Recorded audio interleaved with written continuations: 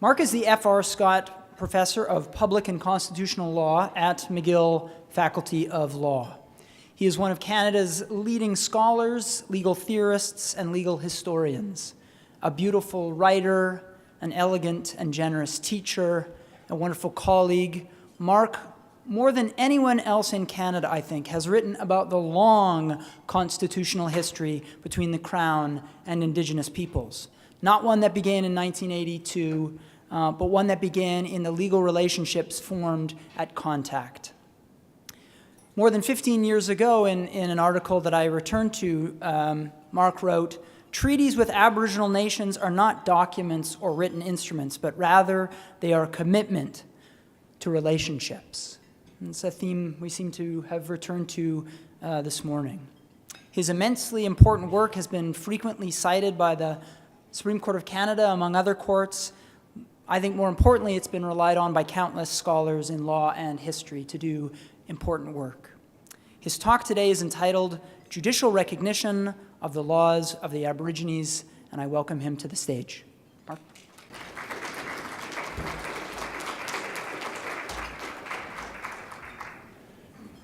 Thanks, Eric, that's a really way too generous introduction. Thank you so much. I want to thank the Enoch Cree Nation, of course, for welcoming us to their territory, and the other organizers of the conference, including Pat Paradis, who somebody described as a very convincing person. She is. She tried to convince me that I should be up here right now. I'm not sure if she was right, especially having seen the brilliant panels this morning. So I'm just going to do my best. We're here to talk about reconciliation, Indigenous law, and 150 years of Confederation. So the thought occurred to me, would this be a good moment to revisit the old case of Connolly and Woolrich? Now, bear with me, this doesn't seem like an obvious choice. The dusty reasons of some 19th century judge surely can't be the source of inspiration or insight for us today. So we'll see how it goes. I'm not claiming that there is insight or inspiration in the reasons themselves, but lessons perhaps to be learned, or at least avenues that are opened up to think about. So it's a decision of the Quebec Superior Court rendered by Justice Samuel Monk in July of 1867, 9 days after Confederation. As I say, it's a Victorian-era judge. His mind is encrusted with the barnacles of common law and civilian thinking. And yet, somehow he finds his way through to applying Indigenous law in this case, or as he calls them, the laws of the Aborigines. Indeed, as it happens, the case required that he apply the laws of the Cree people of the territories which now fall within Alberta. A wide distance separates us from Justice Monk temporally and culturally. He says offensive things in his reasons, and I'll quote some of them. However, his analysis has one advantage that this distance in time can give. It's untainted by the hard legal history of the intervening 150 years. His views about Indigenous law were not obstructed by the knowledge of what would happen to Aboriginal peoples in the next century and a half. I teach this case to my constitutional law students each year. Like many complex texts, it yields different meanings on different readings. I can now see that I've drawn from the case at least 3 meanings that parallel my own evolving thoughts about the meeting of Indigenous and non-Indigenous legal cultures in North America. So I'll try to summarize these readings of the case by reference to these general themes, which I will call incorporation, assimilation, and naturally reconciliation. And I'll suggest as well that the shift from the incorporation to the reconciliation reading of the case involves a shift in conceptions about what law is generally, from a linear or positivist to a more circular or what I'll call interpretive approach. So first, briefly, let me explain or remind you what the story is behind the case of Connolly and Woolrich. It begins on the Athabasca River, I think near the west end of Lake Athabasca in what is now northern Alberta, over 200 years ago. The central characters are Suzanne, the daughter of a Cree chief, and she was about 15 years old at the time, and William, a 17-year-old clerk at the local fur trading post. Like thousands of other young Aboriginal women and young fur trading men, over the course of the 17th, 18th, and 19th centuries, they married. They married by what was commonly called at the time the custom of the country, which meant in their case by Cree marriage custom. Suzanne and William married in 1803. They lived together for the next 28 years, moving from post to post while William worked his way up through the ranks of the Hudson's Bay Company. They had 6 children, and having amassed considerable wealth, William retired to Montreal in 1831, bringing his family with him. However, at this point, the social realities of the day must have struck him, or sunk in at some level, with sad consequences. Within a year or so, William left Suzanne and married his second cousin, Julia Woolrich, in a Roman Catholic ceremony. William and Julia would have 2 children. Suzanne, meanwhile, and her children, her and William's children, were sent to the Red River Colony, where Suzanne would live in a convent until her death. William supported her financially, but upon his own death in 1849, he left his estate to his second wife, Julia. I say second wife, but of course that's the question. How could William have married Julia if he was already married to Suzanne? Indeed, perhaps the second marriage was a nullity. If so, then upon William's death, half of his estate should have gone to Suzanne and her heirs. And that, in fact, is precisely the argument of the plaintiff in Connolly and Woolrich, who was the son of Suzanne and William, John Connolly. Did he have a right to part of his father's estate? Yes, if the courts in Quebec, where he brought the action, held that the marriage between Suzanne and William, conducted according to Cree law in Athabasca district in 1803, was valid. And they did. This is the amazing thing about this case. The courts in Quebec sided with Connolly. Not just Justice Monk, but 4 out of 5 Quebec Court of Appeal judges agreed. The case was appealed to the Judicial Committee of the Privy Council, but the parties reached an out-of-court settlement, thus averting a decision by the Supreme Court of the British Empire as to the status of Indigenous law in what by this point was Canada.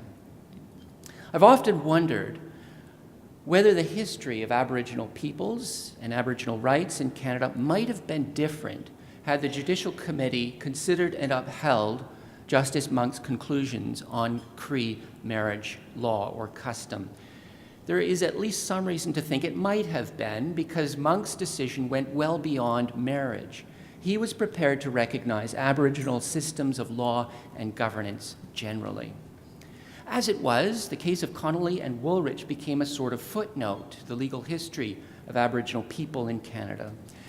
True, it has been followed, or was followed, by subsequent cases in the 50s and 60s, which, by the way, Norman Zlotkin charted in an important 1984 article. And it's recently received a kind of new lease on life in several recent trial and appellate court cases in British Columbia. But oddly, it still occupies a place within the strange world of what we may call alternative legal universes. This case suggests that in Canada we have 3 sets of legal traditions: the common law tradition, the civilian legal tradition, and of course Indigenous legal traditions. But the place of this last set of traditions, at least from the general perspective of Canadian law, has been shadowy and aspirational rather than practical or real. And I say that again from the perspective of Canadian law. Perhaps this is changing. So now on to the 3 readings of the case. The first reading is about incorporation, by which I mean the incorporation of one legal tradition by another legal tradition, or more specifically, the incorporation of Indigenous law into the common law of the British Empire, and thus of the common law of Canada. I first read Connolly and Woolrich in the early 1990s, when I was a doctoral student. I had been struck at the time by the difference between American and Canadian judicial responses to Aboriginal peoples. In a series of now famous decisions from the 1820s and 1830s, the Chief Justice of the United States, John Marshall, examined Crown practice prior to the American Revolution and concluded that although the Crown had acquired underlying title to America by discovery, the Indians retained a right of occupancy and diminished but meaningful rights of internal sovereignty and government, self-government, that their legal orders remained more or less intact. Thus arose the doctrine of tribal sovereignty that still dominates federal Indian law in the United States today. Why, I wondered, had Canadian judges not drawn a similar conclusion? So the thing about Justice Monk's reasons in Connolly and Woolrich that leapt off the pages for me at this time was that in developing his argument about recognizing Cree marriage law, he quoted at length the leading American case on this in this area, Georgia and Worcester, from 1832, concluding, and I quote, "The principles on the laws of the Aborigines laid down in this judgment admit of no doubt. I have no hesitation in saying that, adopting these views of the question, the Indian political and territorial right, laws, and usages remained in full force at Athabasca." End of quote. Wow, these were remarkable statements at the time, I thought. There was nothing like them elsewhere in Canadian law. But I also came to see that Monk did not really understand the nature of Marshall's thesis fully. In another Marshall case that is also famous, Johnson and McIntosh from 1823, the American Chief Justice had asked the following question: what if a settler on his own went into the territory of an Indian nation and purported to purchase land from that nation? Would he have obtained a property right cognizable in British or later American law and enforceable in British or later American courts? No, said Marshall. He would have whatever rights the laws of the Indian nation would have recognized, but his remedy, if he had a claim, would be with the nation, the Indian nation, not with British or later American courts. There was, in other words, a very firm line drawn between British and later American law on this view and the law of Indigenous nations. A point reflected in the fact that at this time, in Marshall's day, the Americans viewed Indigenous peoples as aliens against whom acts of war could be and were committed, rather than as subjects protected by the rule of law. Back to Justice Monk, I think he came to a very different conclusion. The Cree marriage law was, in respect of his jurisdiction, the province of Quebec, a foreign law, and hence enforceable in his jurisdiction only through the principles of private international law or the conflict of laws. But it was also, in some sense, he thought, a British law. Here's what he writes. After talking about the principles of private international law, he proceeds to say, there is besides, however, another plain answer. First, the supreme authority of the empire, the crown, in not abolishing or altering the Indian law and allowing it to exist for 100 years, impliedly sanctioned it. And second, the sovereign power in these matters by the proclamation of 1763 has tacitly acknowledged these laws and usages of the Indians to be in force, and so long as they are enforced as a law in any part of the British Empire, this court must acknowledge and enforce them.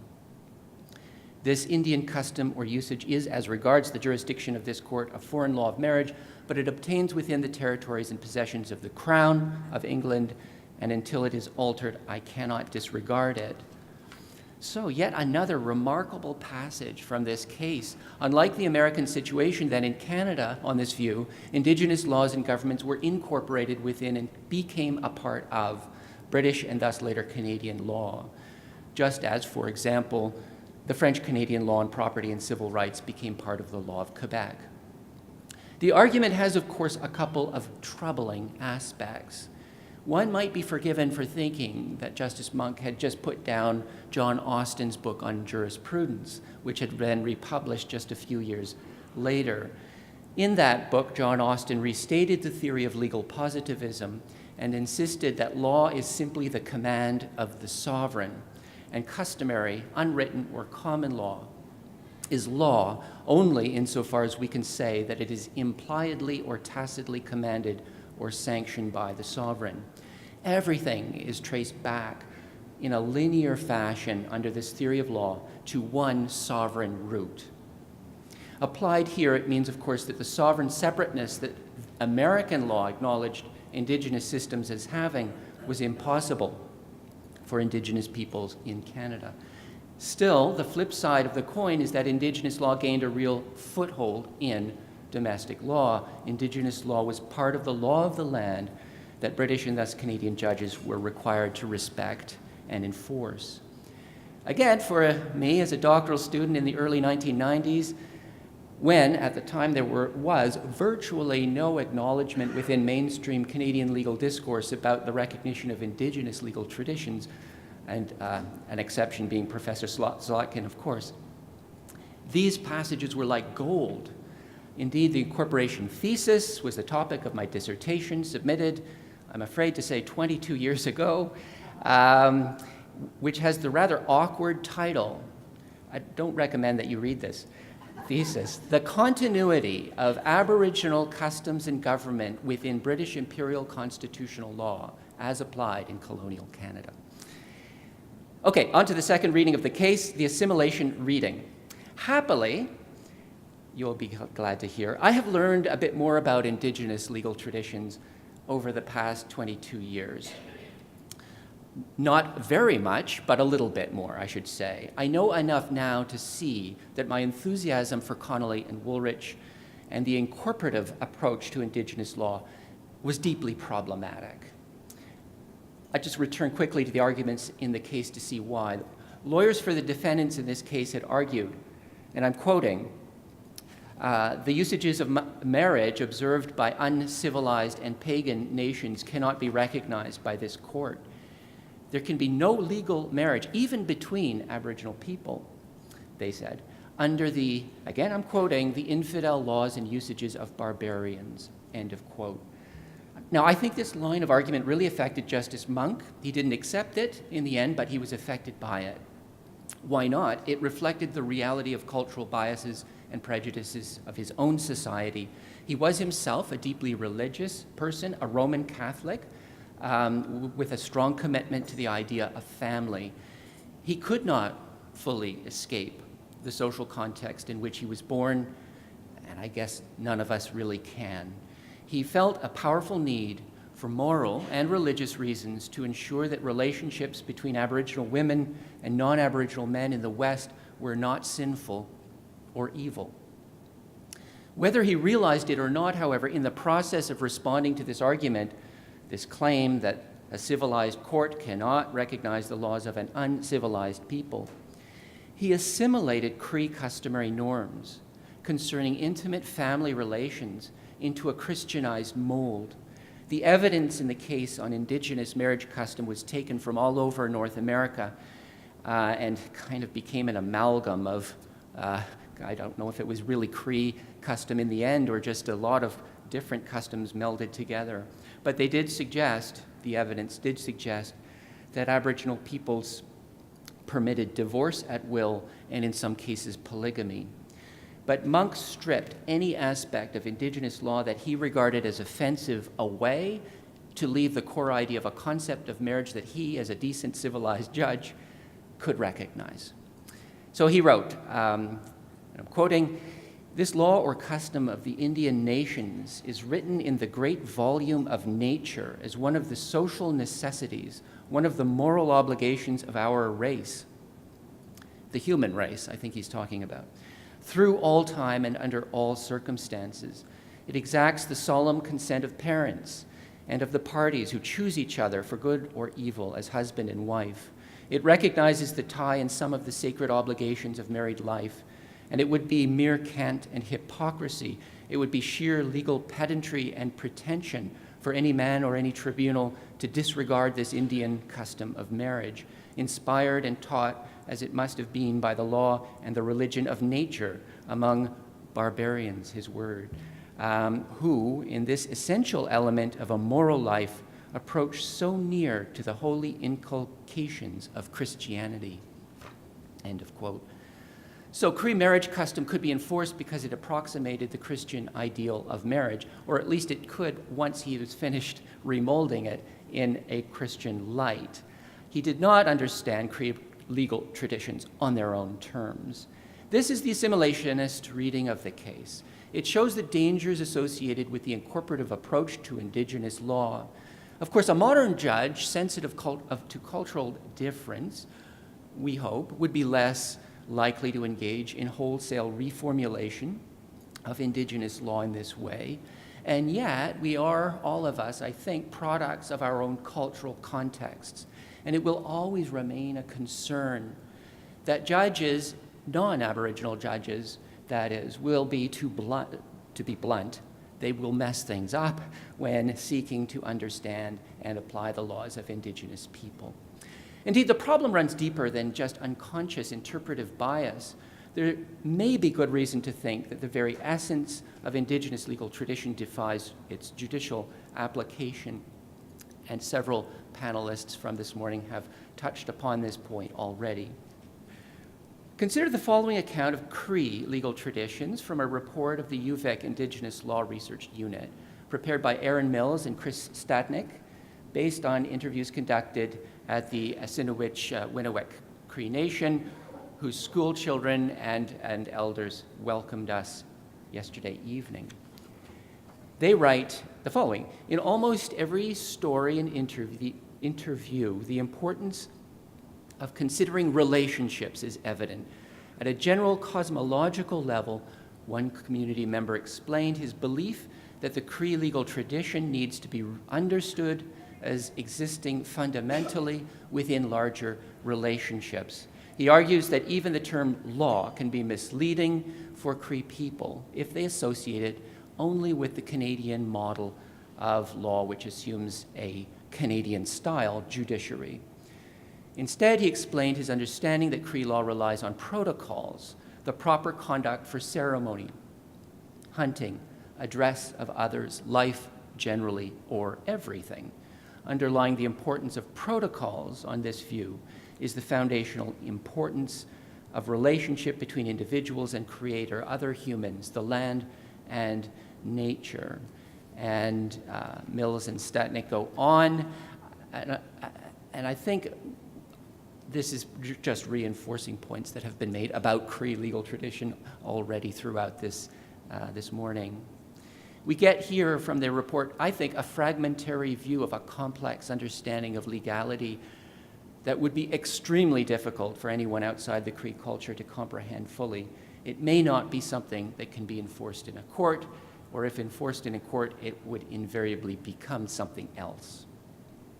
On the assimilationist reading of the case, I began to wonder whether it wasn't just as well if Connolly and Woolridge only became a footnote to the history of Aboriginal peoples in Canada. But this reading of the case forces us to consider what it means to consider Indigenous law as incorporated within or part of Canadian law. What do we mean by that? Again, a point that has been raised by several panelists already.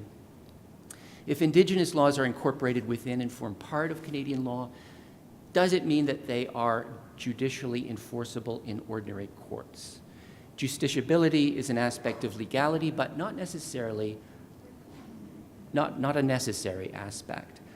Mary Liston talked earlier about the possibility of a supervisory role for the ordinary courts, but a deferential one. Is that an appropriate compromise? Something to consider. At any rate, this assimilationist reading of Connolly and Woolridge opens up those issues for important inquiry. Okay, finally, on to the third reading of the case, the reconciliation reading. This is kind of a redemptive reading of the old text. It's not based on monks reasons explicitly, but assumptions and ideas implicit within his reasons. Perhaps the way toward this reading is to recall the dilemma faced by Justice Monk. Here we have a Roman Catholic judge in Quebec who has to decide whether to uphold a Cree marriage or a Roman Catholic marriage, with devastating implications for the losing side. It would mean the difference between respectability, social respectability at the time, and moral disgrace, and of course, perhaps financial ruin. Given the prejudices of the day, we might have expected Monk to side with Julia against Suzanne, but he didn't. Why?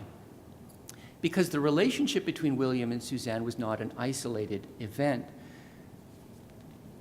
It was the essence of life for thousands of people over a considerable period of time. If men were to abandon their country wives, and this was the expression that was used at the time, as if they were not really wives, what did that say about the moral character of Canadian society? It would mean that thousands of relationships, sexual relationships that produced children, were extramarital. This Monk could not contemplate. So in an important passage, he writes the following: the evidence shows conclusively that Suzanne's status was that of a lawful wife and not that of a harlot. The status of Suzanne was not that of his concubine. I am not here to give expressions to loose social views of these relationships. I'm called upon to administer the law and not to enforce popular views on these subjects. The assumption by some fur traders that they could simply abandon women and families, he said, exists, but the sooner this is checked, the better. And the sooner these men understand that such outrages upon law and religion will not be sanctioned by our courts, the more probability there is that these irregular practices will be discontinued. End of quote. So Victorian morality could not contemplate that an entire section of society lived outside accepted norms of human behavior. The base of the decision, then, on one interpretation, is a deep moral vision about human relationships. Just bracket the Victorian part and think about that idea. And this is the key, I think, that morality demands a normative structure for human relationships. And finally, that normative structure has to be, at some level, a legal structure, that morality demands legality. Yes, the moral vision at this point in time was a decidedly Victorian vision of gender, marriage, family, etc. So now you're wondering, where in all of this is the reconciliation reading? Well, I think it's staring at us. Justice Monk is saying, in effect, that the moral integrity of human relationships demands a social bond secured through legality. And there are times and places where the force of this demand for legality demands that the non-Indigenous legal tradition or system recognize and accept and rely upon Indigenous legal traditions and Indigenous law. If the true source of legality is its moral requisiteness within the community rather than the command of the sovereign, then perhaps the two sets of legal traditions may be seen as reconciled or reconcilable in a non-incorporative or non-hierarchical manner. Indigenous laws matter not because of some implied sanction or tacit command of the sovereign, or grant or delegation of power or whatever. For on this reading of the law, there really is no single sovereign root at all, but rather it emerges within a network of interlocking and interconnected legal domains that exist to meet the demands for legality made by distinctive communities that exist side by side and in some cases overlap. Our ideas about moral integrity have evolved, happily, since the mid-Victorian era, but they're still as strong as they ever were. And they can be seen to be the source of a conception of legality that demands respect for local tradition, Indigenous tradition, in an organic sense, in which different normative realities can be seen to be, if we try, reconciled as one.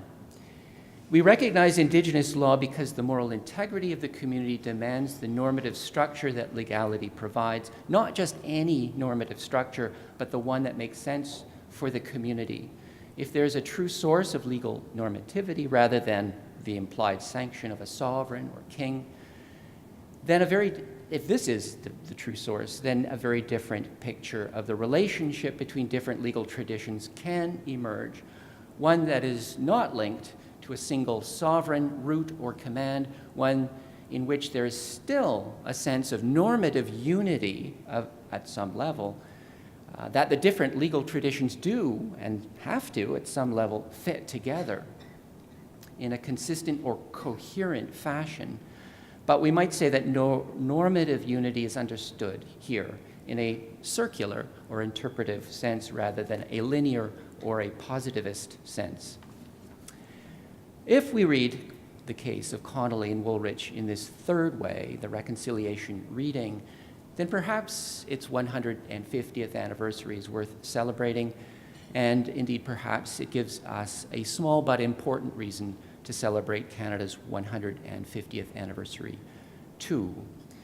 Hi, thank you.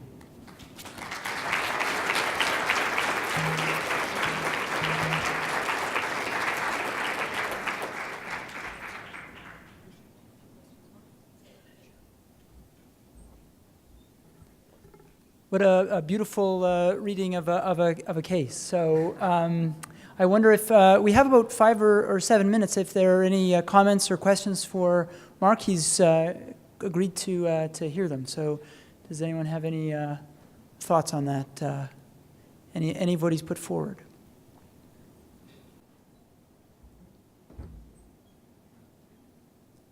Yeah, hi Mark. Thank you very much for an excellent talk. I really enjoyed it. My question is really about how we get away from this idea of, all political power, all sovereignty coming from the crown. And I know that in the United States, they got away with it by a revolution, right? So they got rid of the king as the sovereign, and 13 states, which each regard themselves as sovereign, came together and formed the United States, but retained sovereignty. So we got this idea in the United States that sovereignty really is shared or divided internally. There's the federal government, there are the states, and there are the Indian nations, which also have this sort of inherent sovereignty. And I really think we need to get to that idea in Canada, but how do we get to it with this idea that the crown is sort of the source of all political authority? Yeah, I guess a revolution might be one answer. But maybe an easier way is just to go back to what we think law is in the end. And if we, we judges, people generally, I don't know anybody interested, think about law in a positivist sense, in the linear sense, then it has to come from some root, some source. And really, in the positivist tradition, probably an extra-legal source. But if we ditch that and simply adopt something else as our conception of law, then what I've called the circular or interpretivist approach, then we let go of the sovereign root. There is none. Sovereignty might exist, but more like your internal sovereignty. Even the crown just becomes a kind of internal sovereign. And law, the legal discourse, envelops everything, and the crown just becomes one part in a swirling series of things that have to be reconciled together in some coherent fashion, but along with other legal traditions, Indigenous traditions, of course, being an important part of that. Thank you. I remember reading the case many years ago, and it's a bit vague in my mind, but you've done some considerable research. Can you tell us more about any of the individuals, the legal counsel, what their backgrounds were, I should say? Sadly, I haven't done quite that much research. So I don't know offhand. I haven't looked into the question of who was involved in in arguing the case. I have done a little bit of research into Samuel Monk himself and know just a little bit about him, but that's about all, unfortunately. All right. I was wondering, Mark, did you try to see if the Connolly case was used when Vanderpeet was argued? I haven't gone back and checked that point. That would be a very interesting point to check. In fact, it would be interesting to know when it comes back into, back to this question about structure of arguments and who's arguing and why, when it comes back in to when we see it in factums, for example. It's there in the Campbell case in British Columbia upholding the Niska Treaty. It plays an important part, I think, in that decision. The Casamel case on customary adoption in British Columbia. But these are cases from the 90s, early 2000s. Yeah, because Justice Lemaire makes a very cynical choice of excerpts from Worcester versus Georgia. And I think he wanted to avoid the parts that were most political and maybe just avoided the Williams case because it was highly it recognized Indigenous legal orders per se. Yeah, it could be that it has a checkered history subsequent to being decided. The Quebec courts did not follow it in certain other cases in the 1880s. Some courts followed it. Other courts didn't. So its status as a precedent is confused. Anyway, thank you so much.